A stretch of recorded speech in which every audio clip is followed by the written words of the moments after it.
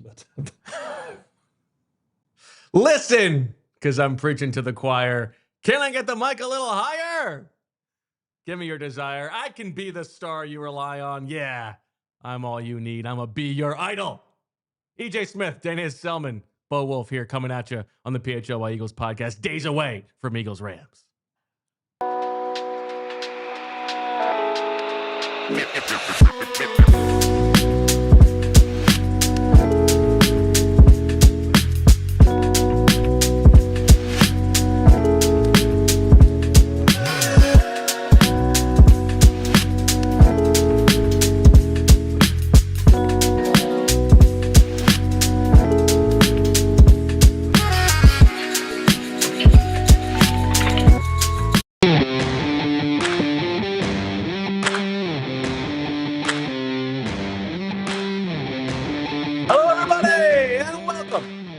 PHLY Eagles Podcast on a beautiful fall Friday live from the Xfinity studio. It is the PHLY Eagles Podcast. It's a Friday. That means we've got the professor here, Deniz Selman joining us, EJ Smith on the other side.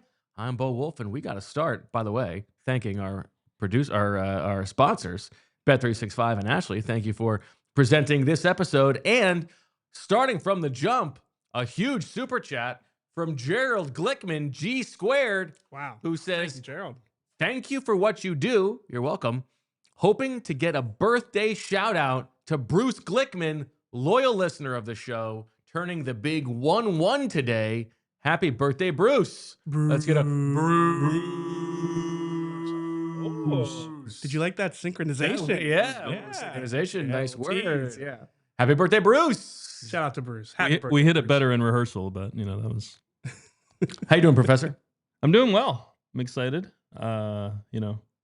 Excited for the show. I don't know if I'm doing like I'll leave the homage. I'll leave the homage to EJ. Yeah. No, I'm doing well. Yeah, it worked out well for you. Yes, that we did a 90-minute show yesterday and did about 8 minutes on this matchup. Yeah, so you've got those plenty of meat left on the bone. Those Thursday shows, other than I'm annotating Swooper obviously, but other than that, my biggest concern is that Fran's gonna talk about everything and not leave anything for me. So I was very happy that Fran spent his entire week preparing for his opening argument for the trial instead. I mean, MVP great. Yesterday, just a dynamic performance. Fantastic. The way that he hit justice was really, I felt like the highlight of that. It was an all-timer. Anyone who missed that should go back and watch the just incredible performances by everybody. Yeah. Great job by Fran, and yet, unfortunately, I did win the case. So good job on the case. You actually, you positioned yourself perfectly by being the worst defense attorney ever. Being very about? I won. What do you mean? It's gonna the defense is gonna look how I want it to look. I texted I texted the honorable judge to compliment his professionality throughout the shenanigans, and I'm not sure that your defense was what won it for EJ. Based on that, but who knows? Clearly he might have been influenced in a way that he didn't realize. There are like a lot of things I love watching that back. Like one of my favorites is like when Sean is trying to keep in like hold character, and you can just see him breaking. Like he just couldn't keep it in. And my reaction when I see Sean on the screen is it's really good. But you were sort of talking over when Julia goes, "All rise for the honorable." Well, you guys left me here solo. I was improvising at that point. You can't nitpick that. All right. Fran said I was the real MVP, by the way. Yeah, important for you to say that. I just feel like, to be fair, I was a good sport about it. My favorite thing about this is how upset Fran still is about this and how he's just going to be plotting his revenge for the next 18, 19 weeks or so of Swooper. It's going to be great. They're shaking up. All right, let's get into it. Let's go to the big takeaway presented by our friends at Xfinity. And I do want to start here, EJ. You were in the locker room yesterday, and you were talking to AJ Brown, and we all know that it has been a slow start to the season for AJ Brown. It is by the numbers his worst back-to-back production game as a receiver with the Eagles in the regular season. The only one that would be worse was that 2-game stretch in the playoffs. If you want to flash that up, Brenna, we've got the worst of his career here. You got the 2 playoff games from last year, but obviously those are a little bit different. There it is, 35 yards combined receiving over the last 2 weeks. And it's got to be a little bit exhausting for him, for everybody to always be coming to him and say, like, how are you doing? The team is winning. You're not getting the ball, all of that stuff. And yet, you texted me. It did feel like yesterday was maybe a little bit further down the line of him just kind of being beaten down. Yeah, I don't want to attribute too extreme of a feeling for him. Obviously he can really speak to how he feels, but it was a little bit of a detached news conference, I would say, or media scrum, where he kind of he's been measured all season, but I think that you can sense the apprehension to really say very much at all. He will sometimes hit reporters with a no comment or, a 2-word answer. I don't know. There are instances like that. And I do think that even the comments that he did make, I found interesting. He was asked about Emmanuel Forbes and the matchup and, what he thinks about the matchup. And he said, Emmanuel Forbes, and I mean this in a positive way, he is the last of my worries at this moment. I'm just trying to focus on my job and get this thing going on offense. It's not just about the person I'm going against. So, I think that there were a lot of answers like that from him. A lot of, what needs to happen in the passing game. He talked about being on the same page. He used the word synchronization, which is something we heard from Jalen Hurts 4 times in a 13-minute press conference the day before. When AJ was asked if that word has been a big word for them this week, he said no comment. So I don't know. I think, he also said that he doesn't want to give anybody a story late in the week. So I think he is being very measured, but I do think you can sense something. I would imagine frustration, but again, I don't want to take any leaps because he has been careful, and I want to make space for him being careful to not take that step, if that makes sense. It's hard. Nobody wants to speak for him. Yeah. Right? And it's all sort of projection at this point. For all the reasons we've talked about for a while, it's got to be very difficult. He wanted to put he said in the summer he wants to put a stamp on being the best receiver in the NFL this year, and he's got 35 yards, whatever it is, through 2 weeks, and he has not been a real focal point of the offense. It's also got to be very difficult for him emotionally, knowing that he's coming in, and these are always going to be the questions. He talked in Tennessee about some mental health struggles. Those things don't go away. I'm sure that's part of it. I don't think that this is sustainable. Do you? I do not. I feel like that is the one thing. I said this on Anthony's show this morning. The outcome of this game won't change what I think about the Eagles very much. I think they are a talented team that could make a deep run in the postseason, even if they struggle in this game, and especially in the passing game. The thing that I do have my antenna up for is how the wide receiving core, AJ and DeVonta in particular, whether any potential growing pains that this offense is going to have to go through. Jalen Hurts, we've seen Jalen Hurts take off the straitjacket before. We've seen what the passing game can look like in high leverage moments later in the season. So I think they've earned the benefit of the doubt that they'll be able to figure that out. What I do wonder is how that looks. It started early this season. You think about that, the last third of last year's regular season, the woes that the passing game went through, and sort of AJ Brown's reaction to it and the ripples it sent through the locker room. That's the thing that I'll be watching for if the Eagles struggle in the next couple weeks in the passing game. What would you like to add here? Yeah, I mean, it's such a hard thing to talk about when the team is winning like this. Yeah, right? yeah. I mean, like an insane thing that I think everyone kind of knows in the back of their mind that we might be forgetting is the last time the Eagles lost a game with Jalen Hurts and AJ Brown playing the whole game was to Jonathan Gannon with Matt Patricia as the defensive coordinator at the end of 2023. And they haven't lost a single game with Jalen and AJ playing the game since then. And that makes it so hard for the discussion to ever not get aborted with, but they're winning, right? But we're winning. So, okay, but we're winning. Right. Now, we have Saquon. So, all that. But look, there are 4 great wide receivers in this game, right? That we're going to preview with the Rams. And if you look at how often the Rams use their 2 guys, and how often the Eagles use their 2, I don't know if we have that graphic. This is the wide receivers graphic that Deniz made. But it is comical how AJ Brown and DeVonta Smith are being targeted 4 times a game each, and they're all kind of AJ Brown's especially are all really kind of short passes, and then Devontae Adams and Puka Nacua And they only have one football, right? Like, I mean, they were talking. What's his name?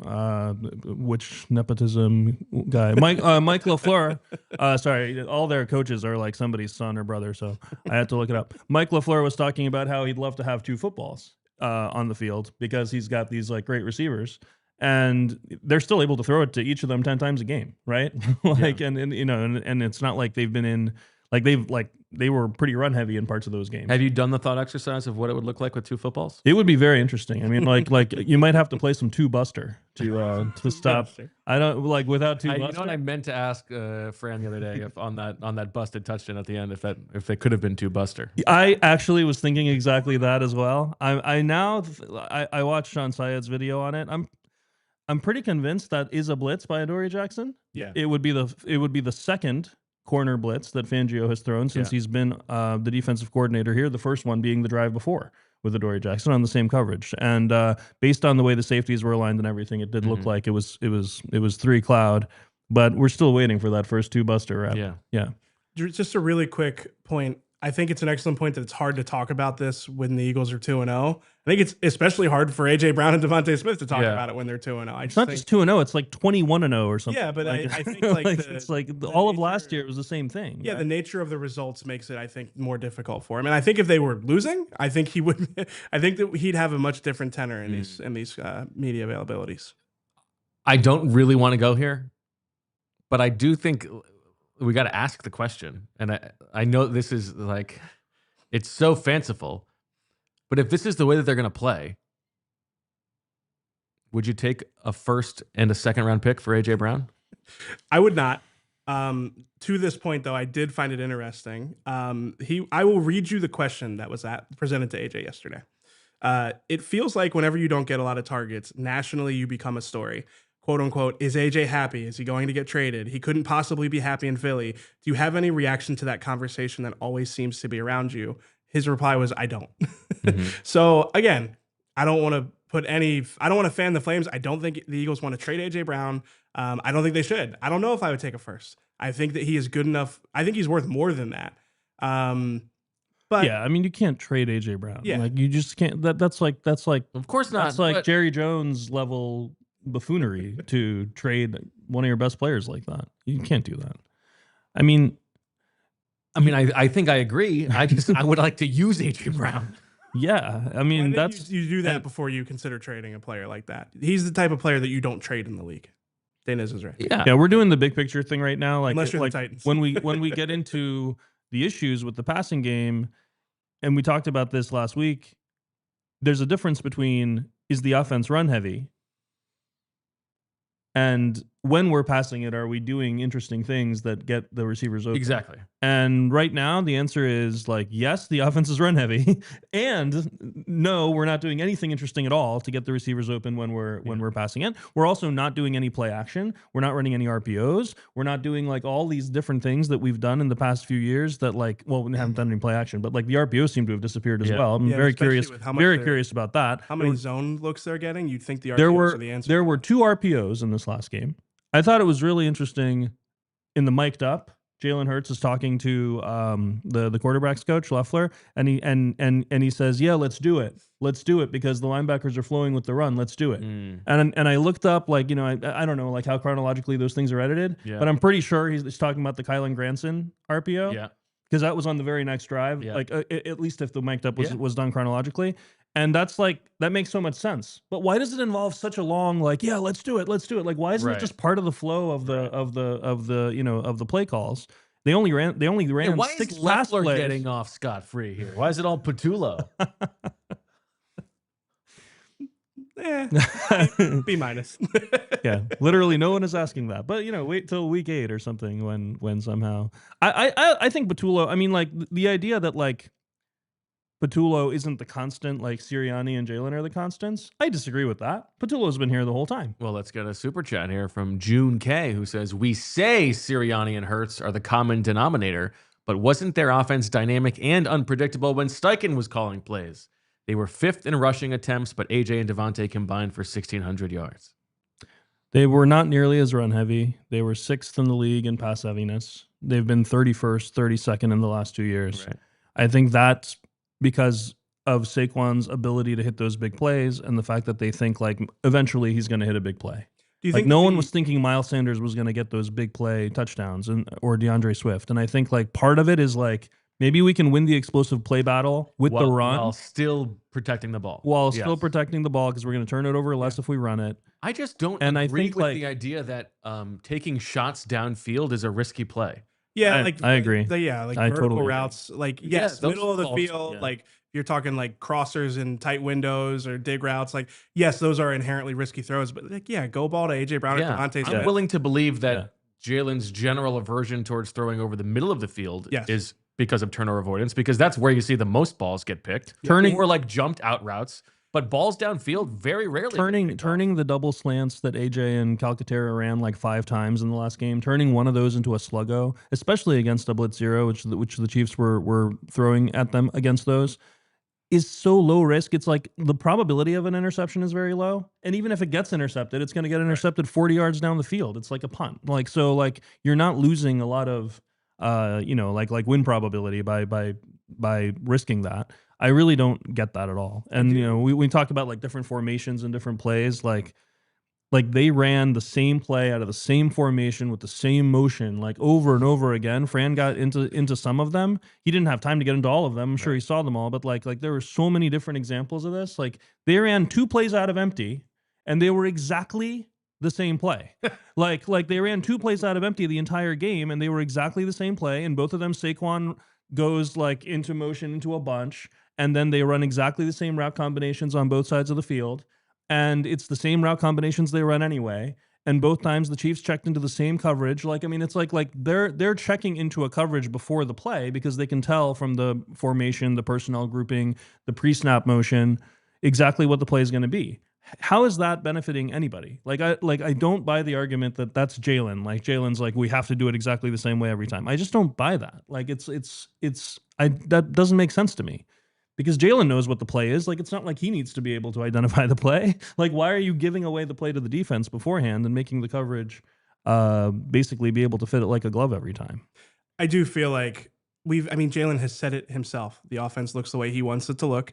And I think that there is an agency from him there. So I hear what you're saying. I think but he also said they took the straitjacket off. Yeah, well, to me, I don't think that these things are, I think it's not binary in the sense of like it's either Jalen or it's the offensive coaches. I think 100%. It is fair to say that there's both there, but I do think that a lot of like the fact that the Eagles offense has not looked different in the last few years, I do think that's a product of Jalen and his comfortability with certain things. And again, I think that's fair, but I think Deniz's point is also right that within the predictability of the route concepts and where the ball's going, there can be much better dressing up of what is to come. Yeah, no, that's a play calling thing. I completely, and that's where you want your offensive coordinator to find an advantage around the margins. If you have a quarterback that says, maybe I don't like under center play action, I don't like certain types of motions, I don't like certain concepts that maybe they would like to implement, I do think then at that point as an offensive coordinator, you have to go, okay, well, how can I still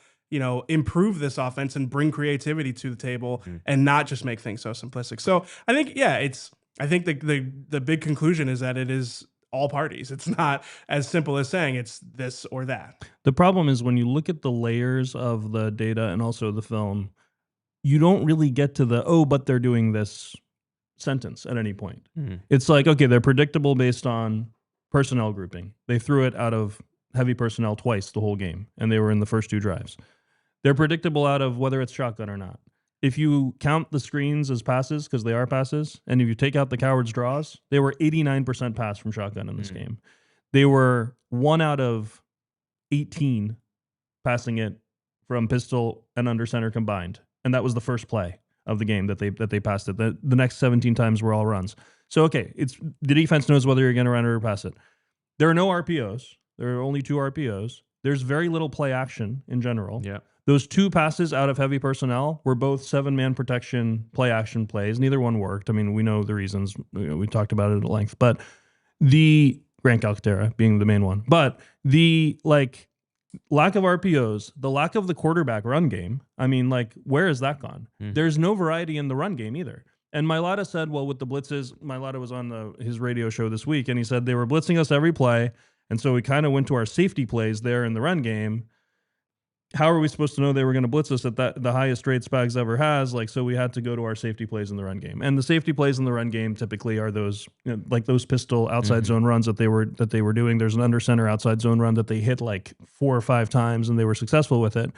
So I think you can separate the run game lack of variety from the pass game lack of variety. Mailata says it's because of the blitz. I'll believe him on that. The pistol stuff is like supposed to make it unpredictable which way you run. Right. They always run the same direction out of those formations, so they're not getting that. But they were successful. It's the pass game stuff that's driving me crazy. Yeah. Like the pass game variety, the fact that there are only a few pass plays in the offense and that they never dress them up. They never do an interesting like formation difference, a personnel grouping difference. Just like, you're not throwing it to the backside wide receiver anyway. Like, why not just have that be a tight end once in a while? Like, so that they at least say, oh, they're in 12 personnel, like, and they're not ready for that play. You know, like, just do something different. And then I counted, this is just my amateur counting on the film. I counted how many. Abacus? I had the abacus at home, so I'm pretty sure I got it right. These are dropbacks in which a receiver on the Eagles ran a route from one side of the formation to the other side. This can be a shallow crosser. Okay. It can be, it can be an over route. Even like a dig on dagger or something. I counted that as well. They did that 8 times week 1, 24% of the time. Only 4 times against the Chiefs in the whole game did they run a receiver from one side of the field to the other. 4 out of 26 dropbacks. 4 out of 28 if you count the screens. That's 15%. That's 20% for the season. Now, I wish I had like a baseline for this metric. Like, I don't know what the league average is. Low. But just watching other, like you watch the Rams, it's like 90% of the plays, they have that. Well, right? It's also, it could, 100% is not the high end there because you could have 2 guys going across formations. You know what I mean? Well, I was counting plays. I understand. Not players. But what I'm saying is like, it's not just, only one guy can do it. Like, let's. Right. I'm watching the Rams defense last night, and they got beat by Calvin Ridley on a 26-yard over route on a zone pressure where, like, the fact that he's running from one side of the field completely caused confusion on the Rams defense part, and he was wide open. And I'm looking at that, and I'm like, I wonder if they're watching this and they're going to try to play something like this. And then I remembered last week, the Chargers destroyed the Chiefs in Brazil with crossers, with play action. We didn't see any of that from the Eagles. So, and, it's hard to have variety if you don't throw it at all. They had 0 pass plays on first down in the second half against the Chiefs. 0 out of 11. And, I mean, it's like, they just gave up. They were like, okay, like we're not successful. Like in the first half, it was 50-50 pass run on first down, but they weren't successful with the passes. And so they just kind of gave up on it. And they were like, oh, he's blitzing us, so let's just run it. That's not like a modern answer to the blitz. Like, and this was, by the way, the worst game by APA per drive the Eagles offense has played in the last 2 years. So it's like, you can't just say like, well, they won and it's working. Well, they didn't win because of the offense. Like, all 20 points were scored on short fields. Like, the offense did not win this game, right? So like we have to be more realistic about that. All right, sorry, I'm a bit on ranty today. It's a great rant. It's a big takeaway. Yeah. Thank you to Xfinity, and we send it now to break. On the other side, we'll get into more of the matchup here against the Rams defense for the Eagles offense. So Deniz had me over to his house the other day. I appreciate that. Thank you for the invite. This is already false. And I couldn't believe it because I know him to be a big fan. And yet I get there, we're trying to watch the game, and it's lagging. It's buffering. He's switching between apps trying to find the game. What game was it? Claimed he was a big fan, but I felt like I was fan-fished. It's unbelievable.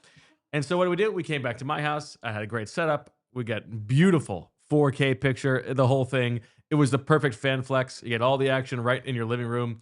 Plus, Xfinity's best picture and sound with enhanced 4K. So clear, it felt like we were in the stadium. On top of that, you get real-time notifications and live stats right on your TV. It's the best seat in the house every time. Next game day, make sure that big fan isn't a big fail. Learn more at Xfinity.com. Xfinity, imagine that. Restrictions apply. Multi-view requires Xfinity 4K capable TV box.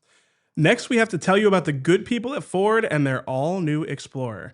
That's right, it's America's all-time best-selling SUV, a legacy of family, trust, and performance with 3-row seating for up to 7 passengers. It comes with your choice of 3 different powertrain options and is available with rear-wheel drive or intelligent 4-wheel drive. The 3-liter EcoBoost V6 has up to 400 horsepower if you're looking for something sporty, or you could go with a hybrid model with up to 500 miles of driving range if you're after something fuel efficient. It also comes with Ford's terrain management system, perfect whether you're driving home in the snow, trekking across the sand, or even towing a trailer. You'll also be getting an advanced suite of driver assist features with Ford Copilot 360 and a large digital instrument cluster for that high-tech feel. Available with captain's chairs and plenty of storage space with the seats folded down, the new Explorer is truly a do-it-all SUV built for families but ready for adventure. For more information, visit your local Ford store. All right, Professor, let's get back into the offense here. You want to show us this pass heaviness chart that we have? Pass heaviness and EPA per drive. Oh, look, there are the Eagles. Almost all the way to the left. Besides the Jets. The Jets just destroying the x-axis there. Otherwise, it would look even more dramatic.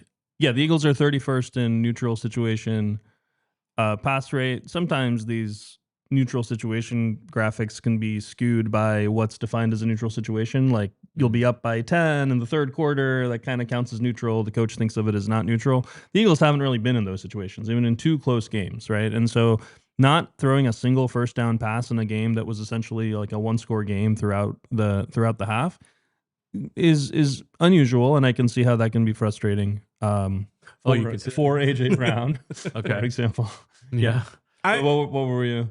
No, I just you were like divorcing yourself from yourself there. Oh, I can see how. Yeah. For AJ, I wanted to ask this earlier when we were talking about the neutral situations. I wonder, especially when you are comparing this year's offense to a few years ago, how much the effectiveness of the tush push and the reliance of the tush push for this offense inform maybe not those first down situations, but those 2nd and 5s, those 3rd and 4s. Like, they were doing the same thing 2 years ago, though. We had. Yeah, but I think that they have leaned even more into it. Yeah, I think you think that Patullo literally said it. If you're in 4 down mode, why would you ever be in 4 down mode? Want to be in 4? It doesn't make any sense to me. 4 down mode.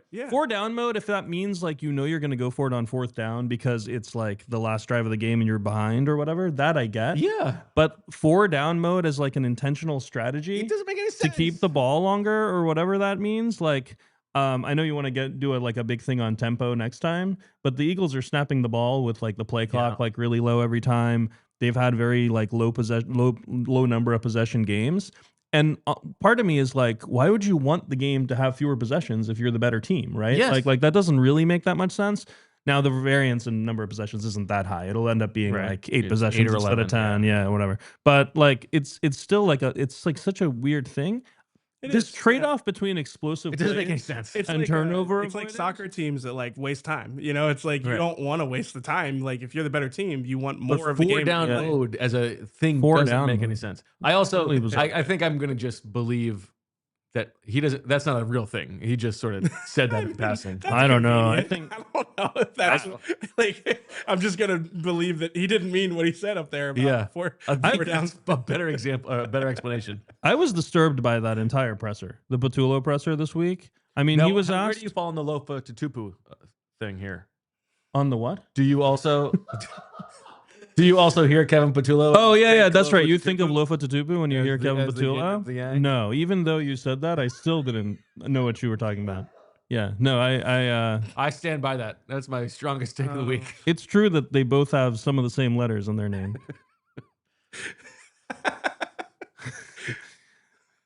You get the UO, and the L's go from the end to the beginning.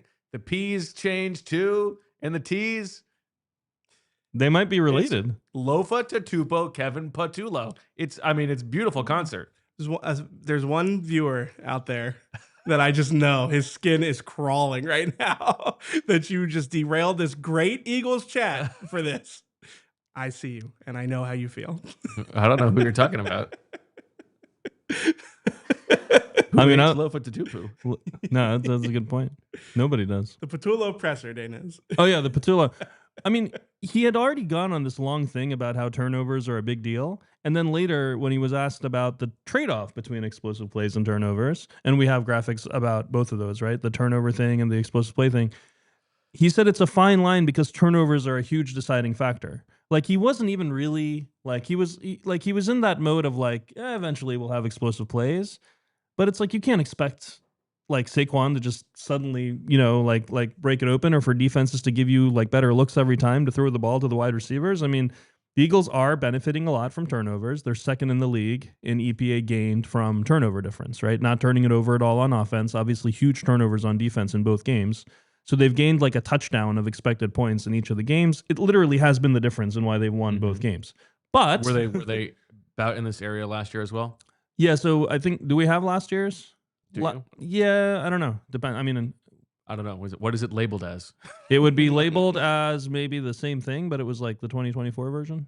I don't think it's in there. I don't know. The Eagles were in the upper right of this graphic last year as well. So, I mean, like, they were good at protecting the ball. I think they were something like 5th on offense in lost EPA from turnovers. This year, they're obviously tied for first because they haven't turned it over at all.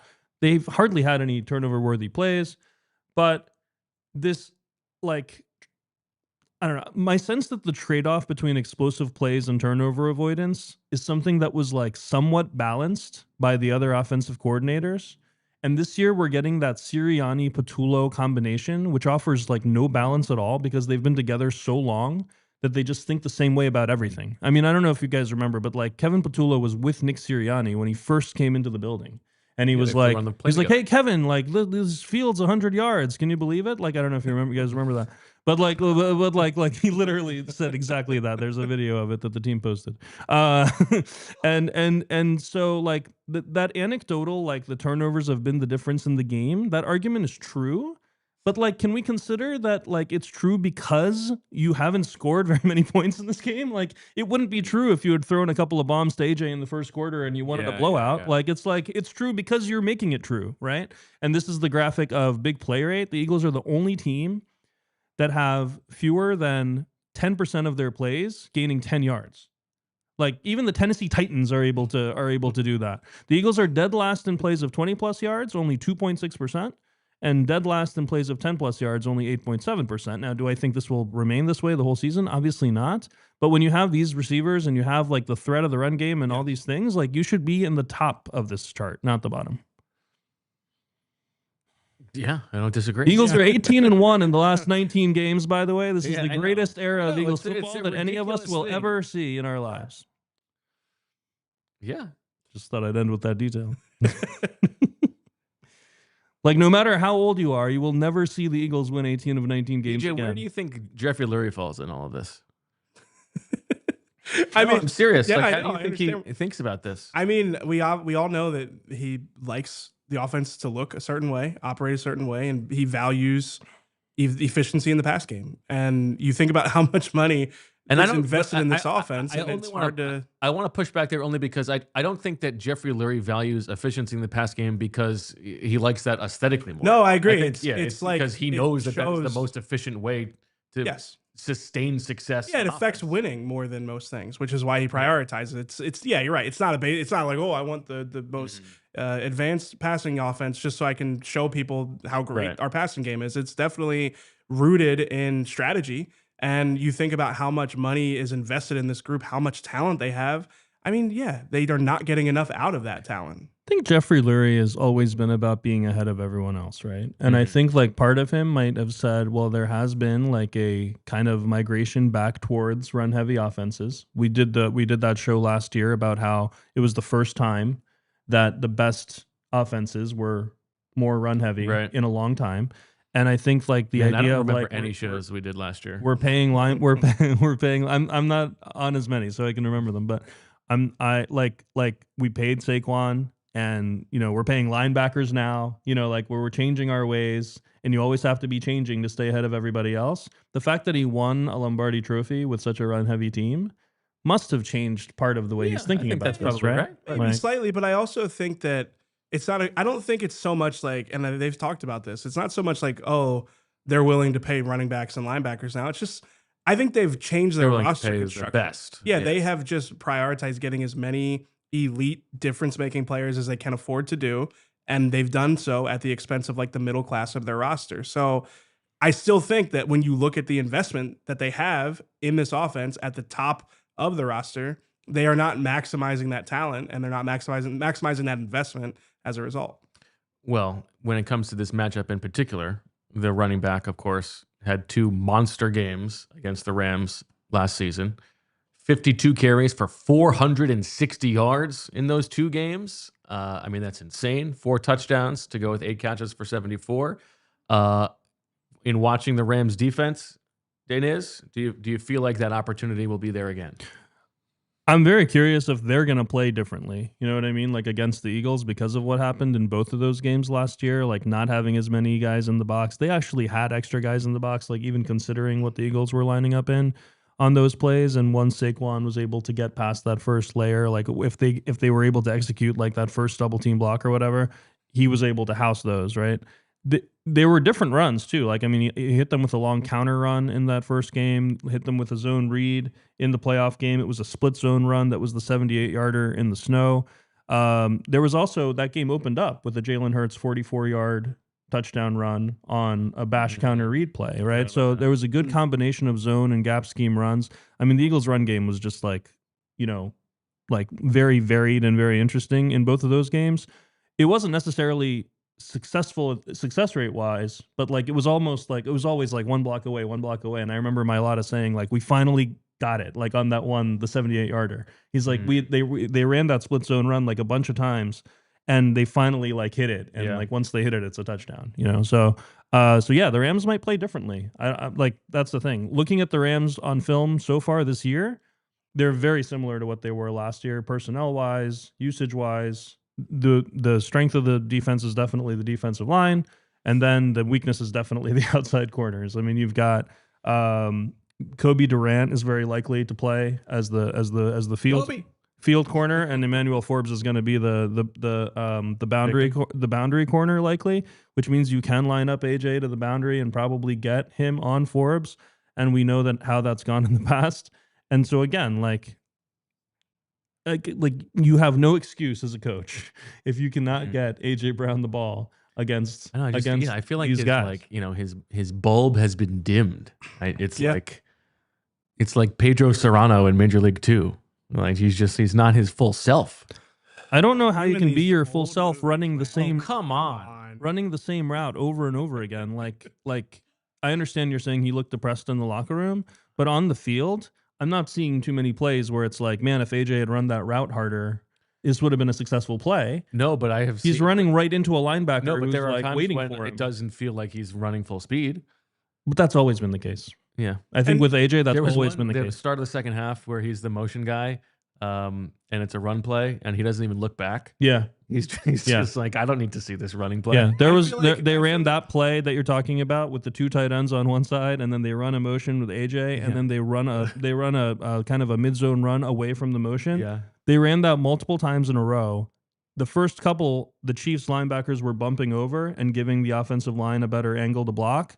After a while, the linebackers, just like AJ was ignoring the play, the linebackers just started to ignore the motion. Yeah. And they were able to stop it, and then they stopped running it and ran the under center one instead. That's like such a good example of like, I'm doing this because the coach has told me to, and everybody in the world like knows that like I'm not getting the ball, like it doesn't matter where AJ Brown is on the play, and they started to ignore it too. So if you feel like his you said his bulb has been dimmed. Mm-hmm. If you feel like that in the press, in like the media, like why is it? Because I've been pretty consistent about this. I feel like AJ's like the way he's looked in certain routes is because he's kind of floating through parts of the game, because he knows that the involvement against the Cowboys was very low. Obviously, I think that there are just times where, and to Deniz's point, he's always been like that. Like if there's a stretch in the game where he kind of is out of the game, you can kind of see it reflected in how he runs his routes. So I don't know why like you're still leaving space for this like like shrouded in secrecy hamstring injury that's causing him to not run hard. I think it just could be as simple as like the passing game is not in a good spot. I mean, I do think it's still a possibility that he's not 100%. Why wouldn't he just acknowledge that? And therefore they're not putting those plays in? Potentially. I don't know. I mean, I don't know that it's a grand conspiracy. He hasn't looked 100% a single time he's touched the ball. He just acknowledge that he's still working back from it. I mean, he's done so in the past. Because he doesn't want to make excuses. Yeah, he's playing. I mean, that's a very normal thing for a football player. Like, if you're playing, judge me by how I'm playing. He's so dismissive of it. You know, it's like whenever he's asked about his health, I'm fine. It's not an injury. But that's an intentional decision. But I'm fine is not. Yeah, I've never felt better. I mean, it's hard to distinguish like injured from depressed too. Like he could just be like annoyed, and therefore not look full speed because he's annoyed. Yeah, that's my read on it is that he's floating through some parts of the games. A reminder that this Rams defense was not good last year. They were 26th by DVOA, 25th against the pass. They've been getting some credit this year. They're first in like everything, but they've played the Titans and the Texans. The Texans look terrible. Right. So let's not think that side of the ball is going to be like a huge challenge, especially like outside of the front. And they have injuries. Braden Fisk is injured, and as you guys covered already, Akella Witherspoon is on IR. Okay. We'll take a break, hear from some sponsors. We got the big Dudhat Dental prize reveal on the other side, and then we're going to get into the Eagles defense and how they can stop this high-powered Rams offense. For the past 30 years, Golden Nugget Jewelers has operated out of the very same location in the heart of Philadelphia. Customers from across Pennsylvania, New Jersey, and even Baltimore and New York City have come to Golden Nugget Jewelers to find that perfect engagement ring or wedding band. Their staff is highly trained and dedicated to providing a personalized shopping experience with a vast selection of engagement rings and wedding bands, along with high-end watches, fashion jewelry, and sparkling diamond necklaces, bracelets, earrings, and more. Receive a final cleaning and written appraisal with every engagement ring purchase. Golden Nugget Jewelers has been a family-owned and operated business since 1987, right there on 8th and Chestnut in downtown Philly. You deserve an expert and the best price. And so does your future fiance. Let's be honest. Golden Nugget Jewelers, where Philly gets engaged. Visit goldennuggetjewelry.com today to learn more. Next, we'd like to thank you all for being part of the PHLY community. We're always looking to improve our shows and better understand how you listen and what you value most. That's why we have launched a quick survey. Your feedback helps us shape the content you love and make it even better. It only takes a few minutes, but it makes a big impact. Take a moment, head to allphly/survey, and let your voice be heard. Respondents have a chance to win a $100 Amazon gift card. Again, we appreciate you. All right. It's the moment you've all been waiting for. We talked about it throughout the month of August. The Dudhat Dental Sweepstakes. Now it's time for the grand prize, a toothbrush and whitening kit. Here are the contestants. Buckle in.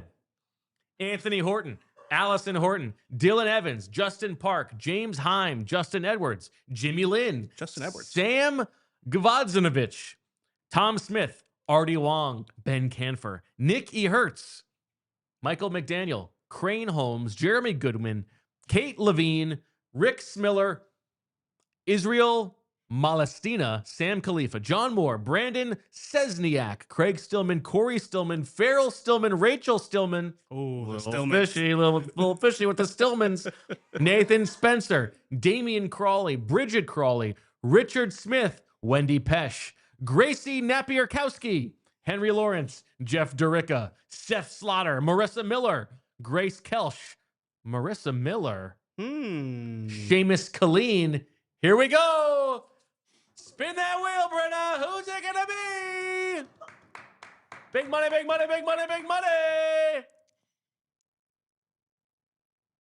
Oh. What do we got? Nathan Spencer.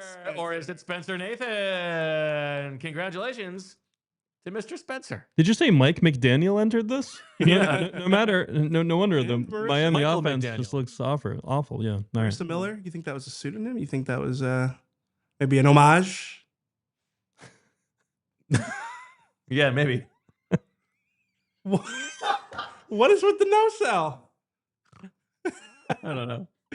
Oh man, you call me a anthropomorphic, drooling golden retriever attorney, and to get you acquitted, are your hands unshackled or not? Listen. Your defense Bo's was incredibly effective. You're lucky that like my family are like easygoing.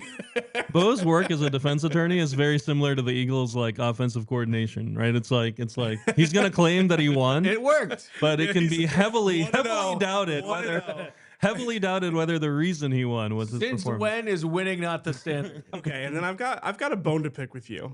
So, okay, what movie was this defense derivative of? I didn't even think about this. But it reminded me of My Cousin Vinny. Okay. Like the defense that like my client is too stupid to have committed this crime is a My Cousin Vinny. I'm starting to wonder, and I think the chat should wonder too. Is Bo washed? Let us know what you think. Because it's like all these like early 90s movie references. You don't know how to use your computer. Like you're losing in Swooper. You're getting the numbers wrong in Swooper. What are you talking about? You gotta tighten up. You got to get with the modern age, man. There was some fishy math in Swooper yesterday, which has led me to I think that you should all have an abacus in front of you. I think that would be good. You just ruined the reveal. I was going to bring out an abacus for myself next week. Who's the bozo? Ruined it. We already talked about it. Way to diminish the entertainment value of the show. Watch. This is ridiculous. For Mr. At Wolf least I know how to wash myself. You can give me one. What does that even mean? You can give me one movie that was released before I was born. Let's say every 2 weeks, and I'll watch it. So I'm not asking you to watch these. No, movies. because I'm tired of like all the references. What year were you born? 1994. Oh my goodness! Sorry, there's a lot of movies before then. Yeah, right. And like I'm not against watching them, but like you like are so beside yourself when I don't understand a movie reference from a rated R movie that came out 2 years before I was born. Like what are you talking about? Major League. I'm like, this movie came out in 90. Actually, that came out in 94. But still, if it's rated R, you know how long it was going to take me to get back to that movie? You got to start thinking about this again. Watch for Mr. Wolf. Listen, there are a lot of things that I am washed on. No doubt about it. At least we can. I'm not really going to argue with me being washed, but on this front, this whole court is out of order. I need you to elaborate what you mean by at least I know how to wash myself. Well, that was a reference to someone who might step into a shower, find themselves not knowing, having different labels on the things, and all of a sudden being in a tizzy and not knowing how to finish their shower. You know my thing in the shower that's been happening recently? I have a shower thing too. It's starting to bother me because I'm worried about if it's like an old age thing. Yeah. I'll be standing in the shower and not remember if I've done like shampoo. Oh, that happens all the time. But it happens like almost every time. That's understandable. That's understandable. I think I shampoo like 3 times sometimes. Because I'm like so worried I forgot. The shower is such an like a hidden part of the mind. Like I forget all kinds of things in the shower. It's like a very compartmentalized thing that like I feel like no other part of the day is like that. Yeah. I got a shower thing for you guys. Okay. So I was talking to a few beat reporters at like 5 a.m. in Kansas City. In the shower? Not in the shower. That would be just like the team after the game hits the shower. So do the reporters in the press box. Hit the shower. And I thought that everyone did this, but it turns out I might be the only one who does this. Like I pack my own bath soap from home. Like I don't use the hotel bath soap.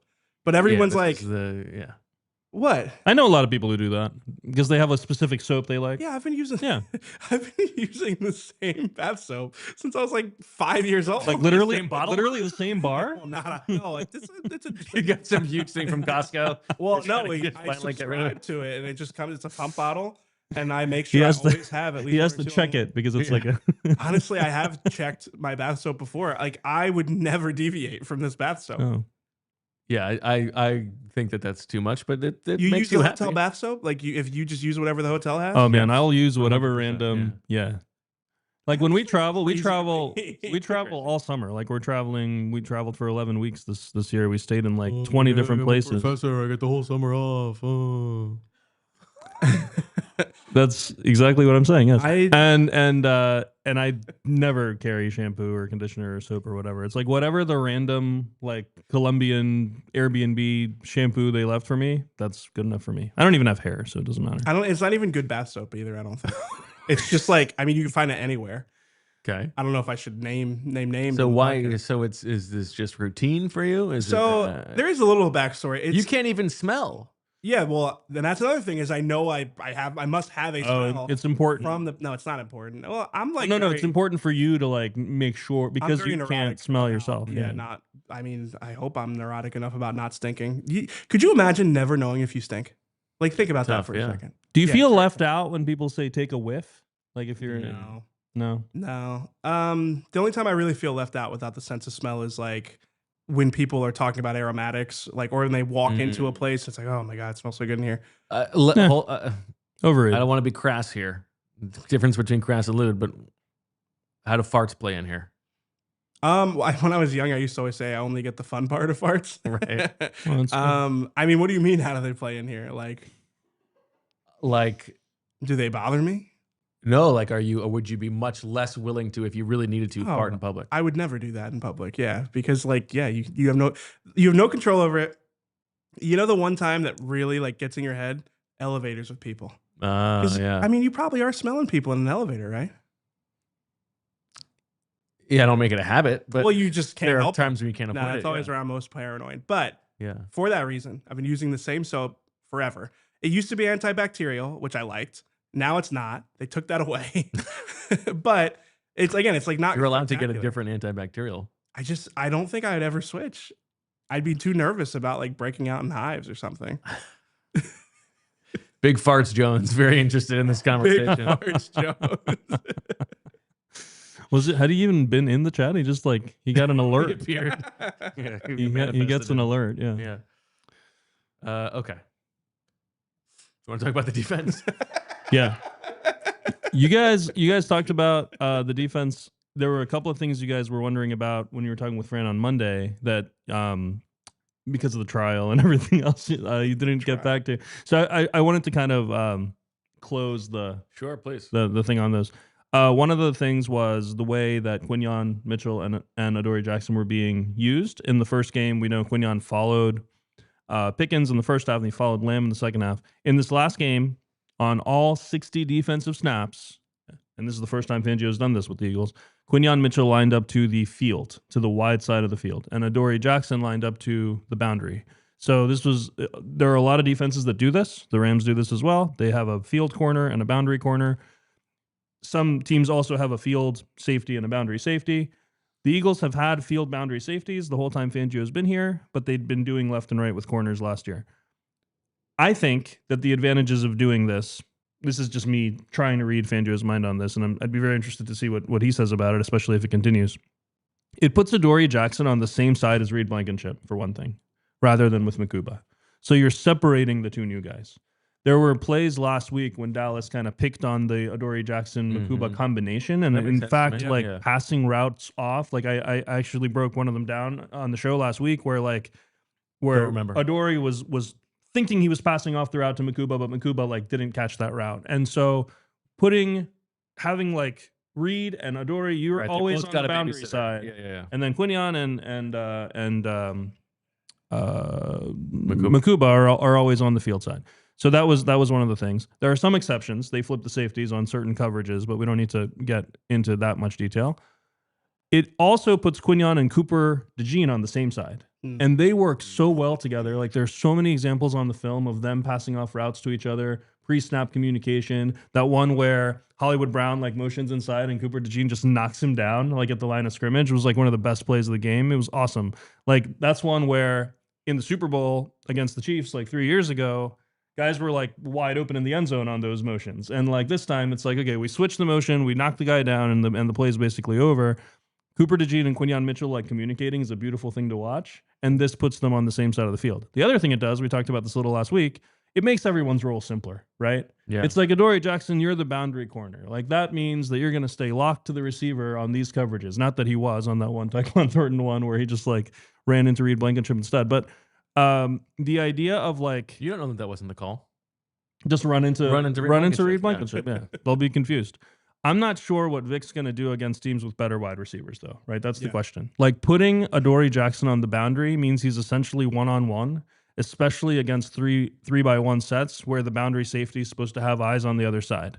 And so McVay will happily isolate Adoree Jackson against Devontae Adams, if you do that, right? The Rams do a lot of 3-by-1 stuff. They have Adams as that ISO receiver a lot. if the Eagles are playing this way and you have Adams to the boundary, and especially if you run crossers from the other side, which it's the Rams, so that you know they're going to, that basically puts Adoree Jackson on an island against DeVonta Adams. So, like, I'm very curious if they do that. There's no real way to hide him this week. Yeah, right? I think McVay will find a way to pick on him no matter what, and he's just going to have to, hold up, right? And then with man coverage, like, we played a lot of man coverage last week. I looked back, the 2 games against the Rams were 2 of the highest man coverage games of the season. So it was 43% man before garbage time in the Week 12 game, and then in the divisional game, it was even higher. It was 46%, especially after the snow. It was heavy man, heavy blitz. And I don't know if part of that was because of the snow, like maybe just kind of figured I'm not sure. Like, snow can be tricky for defenses because they don't know where the guy's going and all that. But it does feel like when you're dealing with all the motion, it's easier communication-wise to just be like, all right, I've got that guy, you've got that guy. Jim Schwartz didn't think so, right? Okay. Like the way Jim Schwartz handled McVay was always to just like play cover 4, like ignore the motion. Like it's eye candy anyway, just ignore it. That was Schwartz's method. And it's very interesting to me that like Schwartz, who loves man coverage, like was playing more zone, and Fangio, who's like famous for zone coverage, is playing more man. Like like McVay makes everybody do something different, but it's like interesting to see like how it is kind of fun. And it's like they're both like both of these grizzled defensive coordinators are like, this stuff is nonsense. We'll just do the other thing. Like, yeah, exactly. This is how I handle most like offenses I respect. This whatever. I'll do the other thing. I think that's right. I mean, I am curious about the man. I think Zach asked Fangio before the playoff game like why it was so much man coverage in that game, and I'm sure Zach Bond asked him too. Okay. And his answer was kind of a no answer, but I am curious what his real thinking is on that. Or McPherson. He's definitely not Zach McPherson. There is one more thing that you guys talked about that I just wanted to hit on. Fangio said that they kind of stopped the Mahomes scrambles with pressures in the second half. And you mentioned on the show that like you thought that was interesting because they actually blitzed less in the second half. But what was happening in the second half is they were dropping the edge rushers and blitzing a linebacker into the A gap or into the B gap. And that let them stop Mahomes from those B gap escapes that Brandon Graham talked to you about on Brandon Graham Unblocked. Everybody should subscribe to that. Please do subscribe. Watch the episode. Check out the shorts, all that good stuff. Good conversation. Oh, by the way, Eagles defense on the field against the Rams offense. We will be seeing the youngest defense in the league going up against the oldest offense in the league by Bill Barnwell had this on by snap weighted average age. 3.5 years younger, the Eagles defense. That's like a generation in the NFL. That's like a whole rookie contract. It's a big enough difference that everybody on the Eagles defense would scoff at the idea of ever watching a movie that was seen by players on the Rams offense. That's right. The Rams offense, they'll be trying to tell them about movies. And the Rams offense is going to be like, you haven't seen The Godfather? I can't see The Godfather. I have seen The Godfather for the record. You haven't seen It's a Beautiful Life? And that's another one I've seen. What's an old movie that I definitely haven't seen? Like, I mean, like old? I've seen Casablanca? Old for you. Old for me. Like my childhood, you mean? Yeah, have you seen The Sandlot? Oh, of course. Have you seen A League of Their Own? Yeah, love that movie. Okay, so why haven't you seen Major League 2 then? Or Major League? Well, again, I guess think about you haven't seen Major League? Think about it. I probably actually have like seen it, but not like just randomly seen it on TV. Yeah, not planned to see it. Like I said, you can start giving me one old movie, and I'll put it on the iPad, and then on the road trips, maybe I'll watch it.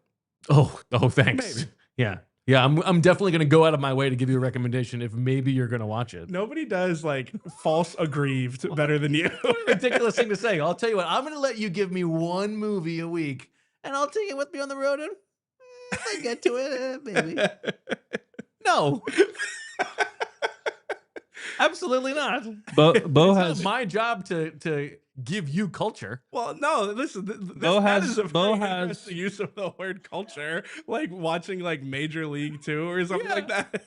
Bo has scars from former co-hosts not taking his movie recommendations, so he's just worried that he's going to recommend a movie, you're not going to watch it. Yeah, I'm not going to. And then 8 years down the line, somebody else is going to recommend the movie, and you're going to watch it, and you're going to say, "Thank you so much for the recommendation." Let me ask you this: have you seen like Pineapple Express? I have seen it, yeah. Okay, because like to me, like this would be like if I was outraged you didn't see like the dumb movies I watched when I was a teenager. Yeah. Well, Pineapple Express is a good movie. Much more of this to come, coming up next. In Bover time. The Bover time intro during the trial really got me. Oh my God. I laughed. I was just my dying. face was sore like the rest of the day from laughing so hard. We got a bunch of super chats to get to. Let's take the opportunity to do that now. Oh, man. Once again, happy birthday to Bruce Glickman. Bruce. That was a bit of a Don Pardo. Is that the SNL announcer? I think that was. Yeah, I think that's what I sounded like. Alexander Nuss. How much worse is an arm punt over a 3-yard run on 3rd and 15+? Great question. Yeah, seriously. Yeah. Two cowards draws in this game by the Eagles. Right. Throw it 40 yards downfield. Maybe you get pass interference, and if it gets picked off, fine. Yeah. We got a roster move? Or that's no, it's old. That's old. Oh. It's old. I was looking at my notes from pre and post Rams game last year for the show. And it had like so many of the same things. It was like, why is it so conservative? Why is all these 2x2 sets? Why did they run 2 cowards draws? And I was like, what, is this my notes for this week? And it was like the notes for You forgot that you had actually done it. Yeah, 3 a.m. exactly. Okay. Yeah. Next up, Polar Jam. You'd think having a good defense, as opposed to 2023, would make the offense more aggressive. But for whatever reason, it hasn't changed the risk assessment of the offense. It's a great point. Another very good point. It's an excellent point. Yeah. No, absolutely. Right. This is the canard that I always hate when like you're punting on 4th and down because you trust the defense. No.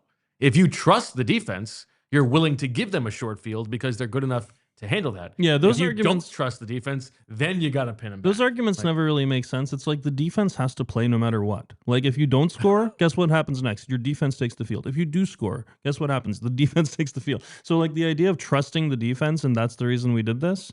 Like that's just something coaches say to make the defense feel better. Like it should be maximizing win probability. Like overall, both sides of the ball have to play. Anyway, whatever. Ramirez checks in. Super Bowls earn a lot of grace, but it's concerning that they've had to reinvent the passing game in 3 straight years with mostly the same players. I mean, I know it's ridiculous that there are like 31 other teams out there and the Eagles are coming off a Super Bowl, they're undefeated, and we're just complaining, but I don't think we're complaining. It was not a fluky Super Bowl either. It was like a dominant Super Bowl. Yeah. They won 18 and 19. And it's true. They're allowed to, you don't want to, you're allowed to get better over the course of the season. It's good to be winning while you're still improving. That honestly seems like, I don't dismiss the arguments that they're not trying to do everything now. Like they say so often that you want to be playing your best ball at the end of the year. They say that so often.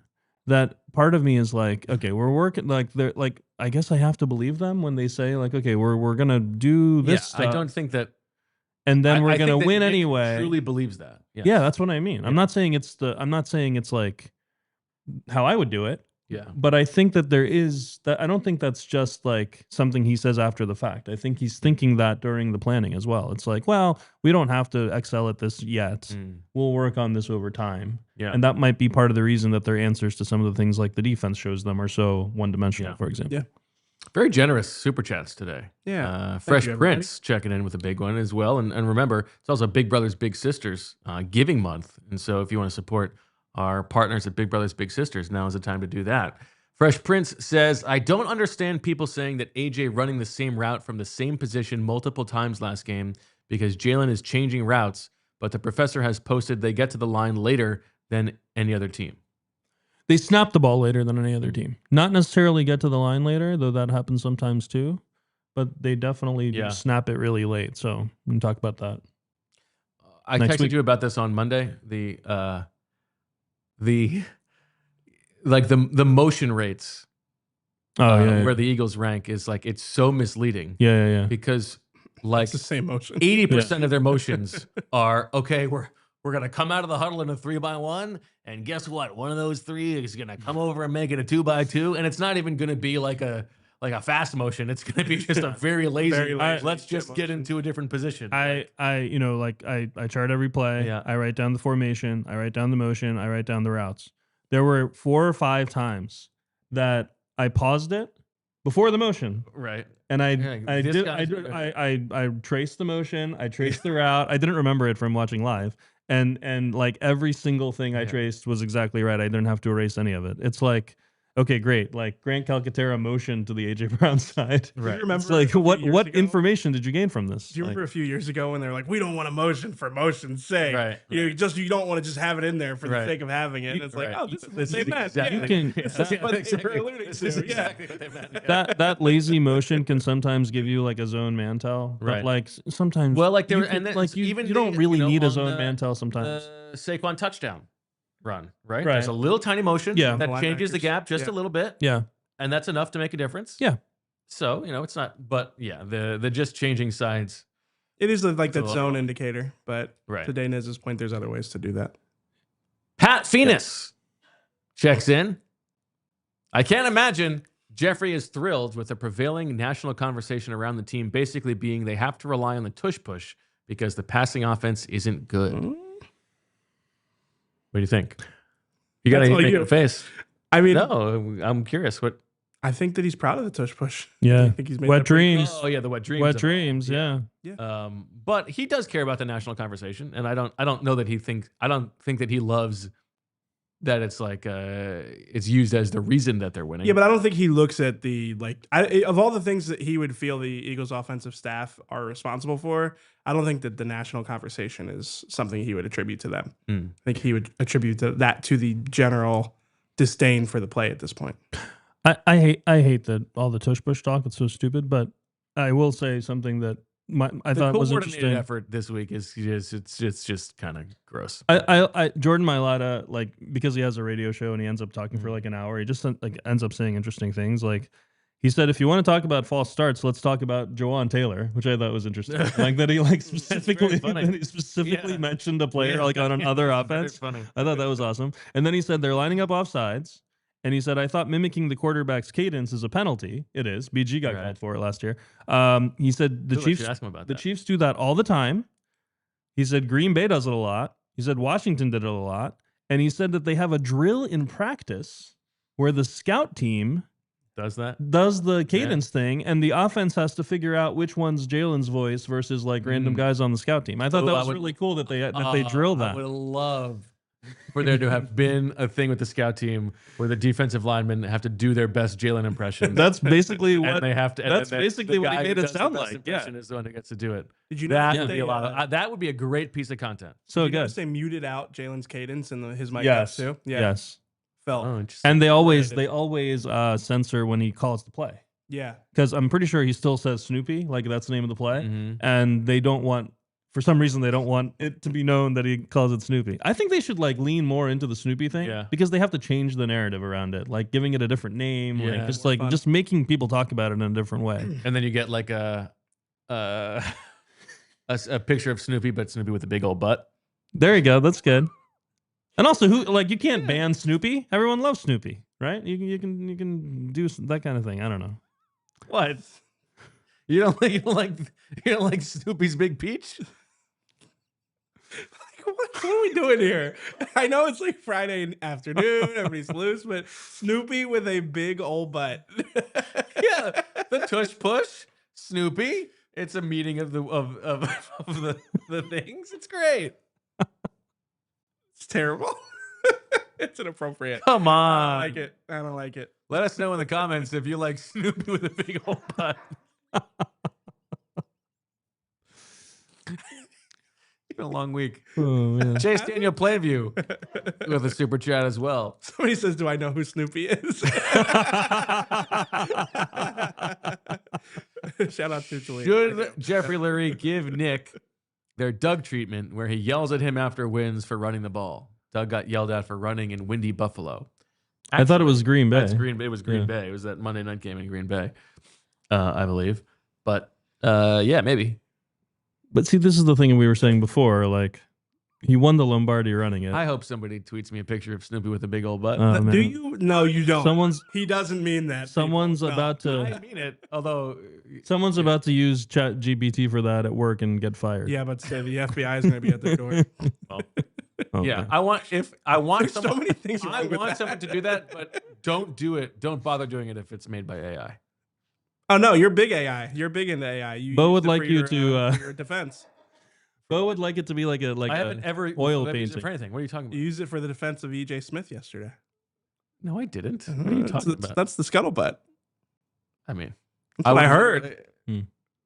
I'm not even going to dignify that with a response. That's one of the most offensive things that's ever been said on this show. Well, you called me a lot of names yesterday, so in service of getting you off. Oh God. I Oh no, this has gone way off the rails. Oh my God.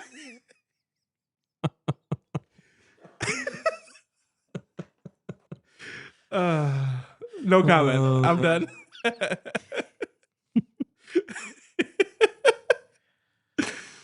I stand by it.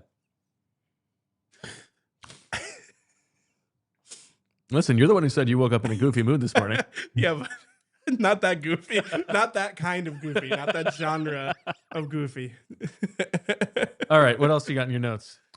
I'm sure you got some leftovers. Yeah, I got some leftovers.